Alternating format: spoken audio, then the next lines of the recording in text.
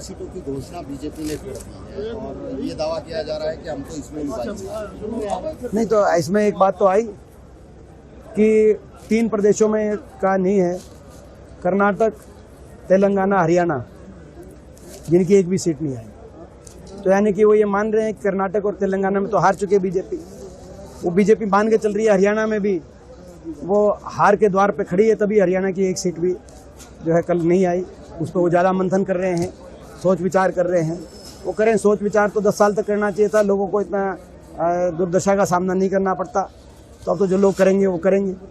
परिवारवाद के आरोप को कांग्रेस पार्टी पे लगाते, वो तो जो है, देखिए, जैसे मैंने कहा कि भारतीय जनता पार्टी का अलग चल रहा है।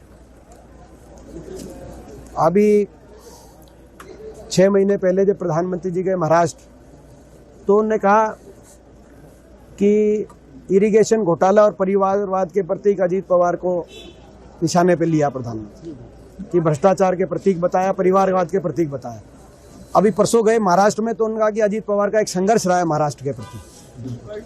तो वो ये इस तरह के 100 उदाहरण मैं आपको दे सकता हूँ।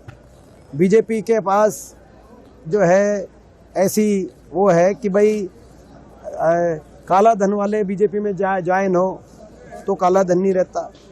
किसी कोई परिवार की पृष्ठभूमि से कोई आए तो परिवारवाद की बात नहीं रहती। तो भारतीय जनता पार्टी का चल रहा है, ये देश में लोग देख रहे हैं, ये दोहरे मापदंड वाली पार्टी है। ये दोहरे मापदंड वाली पार्टी है। पार्टी के पास असीम धनबल और असीम अहंकार, दोनों ही, धनबल भी पार्टी ने रिकॉर्ड तोड़ धनबल और रिकॉर्ड तोड़ अहंकार। 10 साल हरियाणा में आपने क्या काम कराया? आपने रोहतक में कल दुर्दशा देखी, पूरे प्रदेश में आप देखो।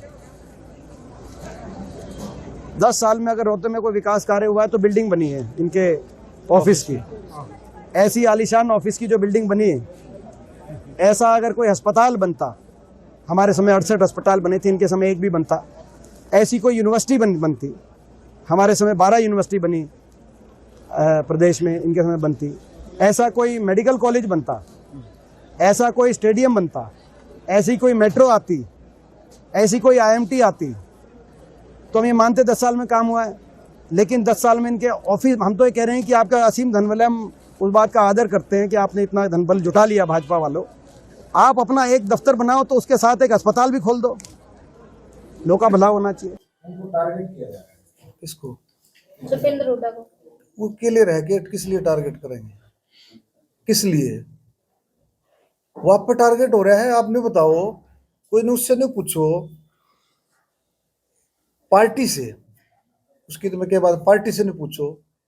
अरे पार्टी ने पहले तो दलित नेता तंवर की खराब मिट्टी करी,